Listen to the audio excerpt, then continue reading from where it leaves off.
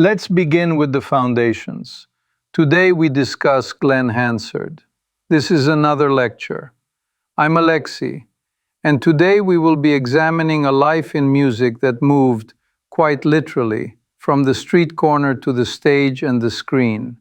We observe in this single trajectory how busking, band leading, and filmmaking converged into one durable artistic identity. Hi, I'm Priyanka.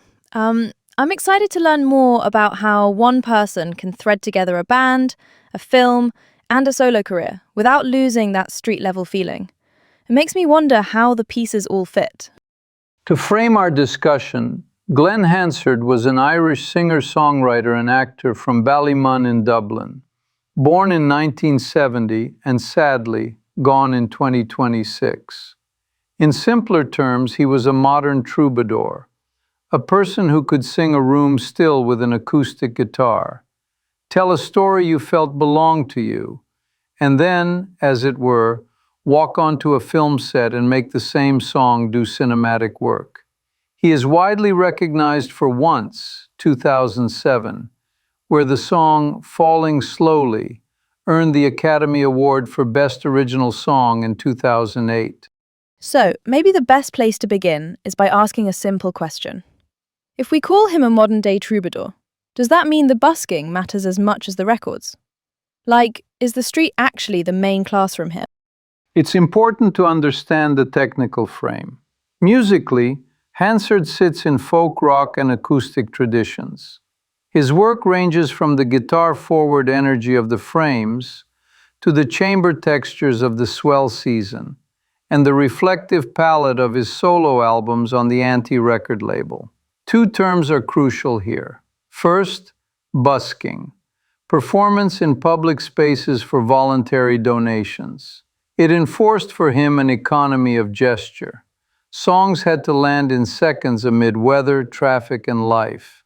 Second, his stated holy trinity of influence, Leonard Cohen, Van Morrison, and Bob Dylan. From them he drew lyrical poetics, soulful phrasing, and narrative flexibility, respectively. And incidentally, in 2007 he supported Dylan on tour in Australia and New Zealand, which placed that lineage on an actual stage.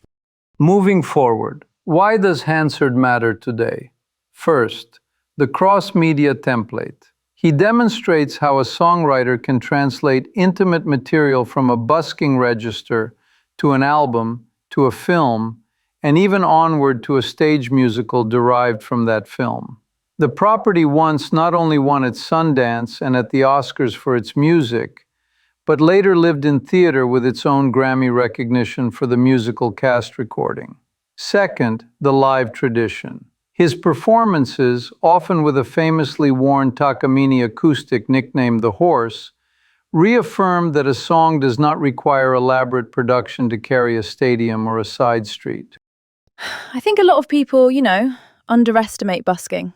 There's this misunderstanding that it's only a stepping stone. But in his case, it seems like the busking logic, fast connection, honest phrasing, actually became the signature, not something to shed later. Let's shift focus to a few basics.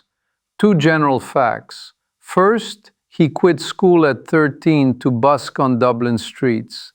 The city became his conservatory, and the crowd his examiner.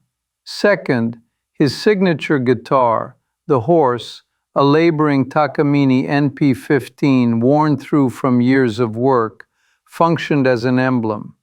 When he walked on at Pearl Jam's PJ20 in 2011 with that instrument, we could infer a whole biography before a chord was struck. And two timeline anchors. 1990, formation of the Frames, which became a cornerstone of Ireland's alternative scene. And then, 2007, Once breaks at Sundance, and Falling Slowly goes on to win the Oscar the following year.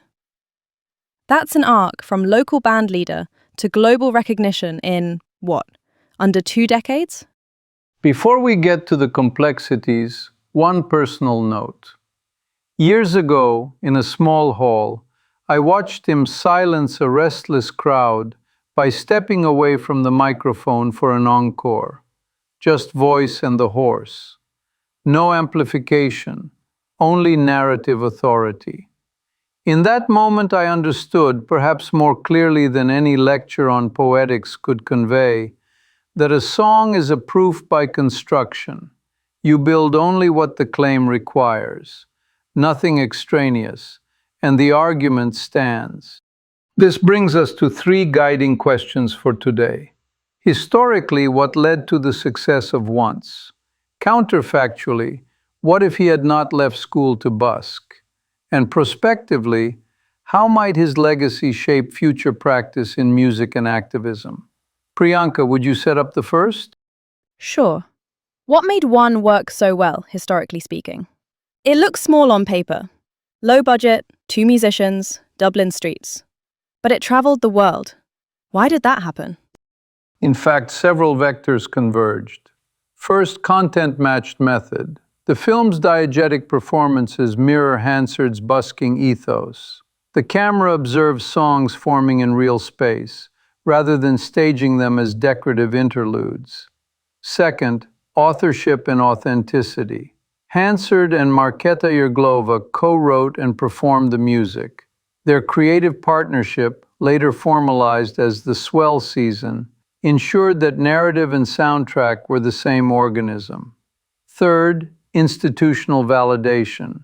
The Sundance World Cinema Audience Award in early 2007 generated precisely the reputational momentum indie films required across borders. Fourth, the signature composition. Falling Slowly functions as both theme and thesis, and the Academy Award in 2008 converted cultural affection into historical inscription. Finally, timing. He had arrived with a deep catalog behind him. The Frames worked through the cost in 2006, and therefore could sustain the attention that the film brought. And what about the impact back home? Like, did Once change how Irish cinema or music on film was understood internationally? Arguably, yes. Once demonstrated that an Irish music-forward narrative, rooted in specific streets and accents, could become a universal export without dilution. It normalized the idea that Ireland's contemporary musicians could be the protagonists of cinema rather than merely its soundtrack. The subsequent stage adaptation and the Grammy recognition for the musical recording extended this validation across media. In simpler terms, Once globalized an Irish songbook while keeping its busker's honesty intact. Okay, moving on. Counterfactual time. What if he hadn't quit school at 13 to busk?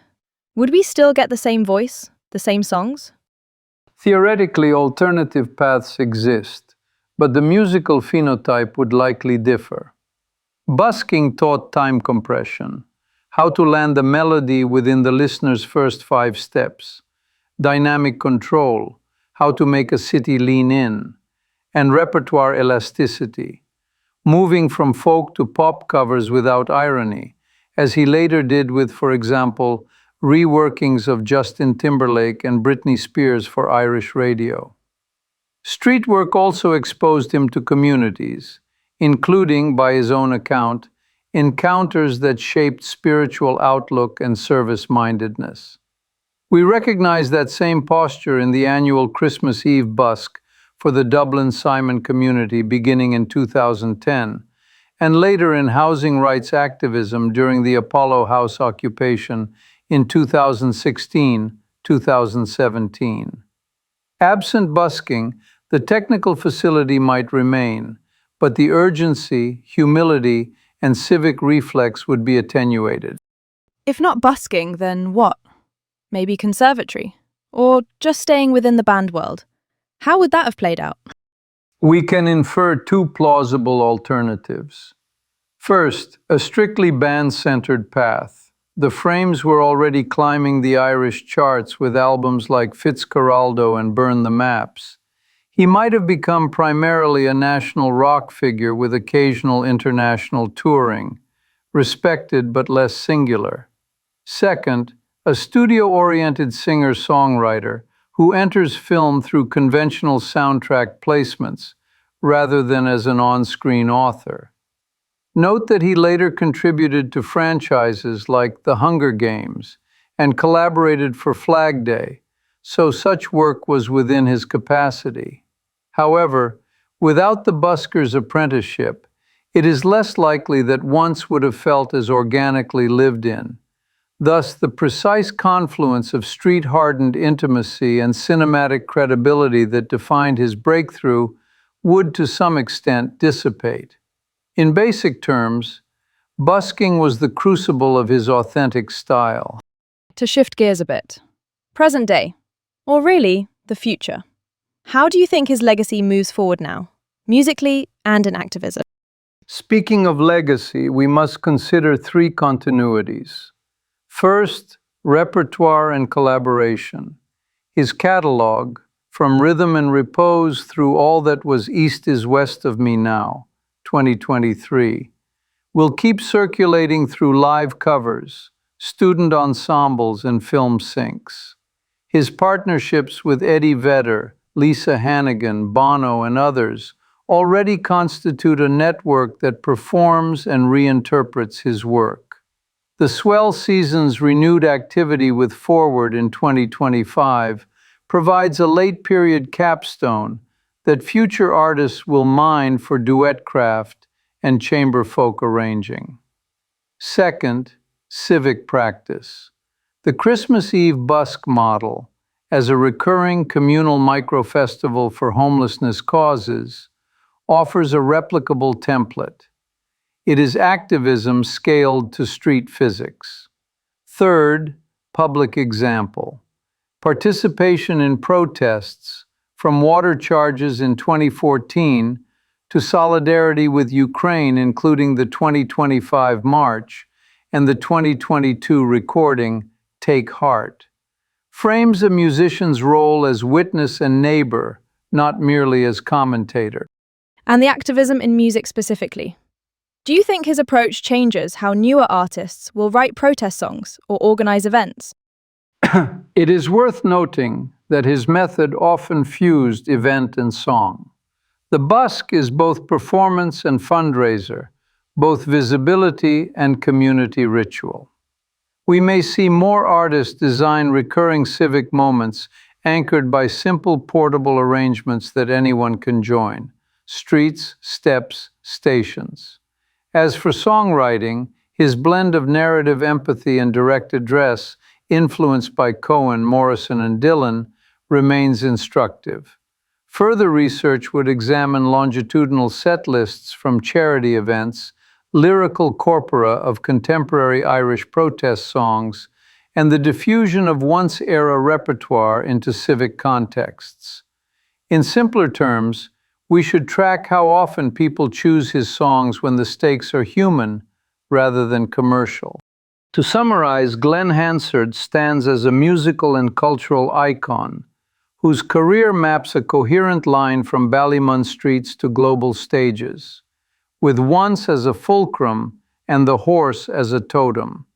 Today we considered three questions. What led to Once's success?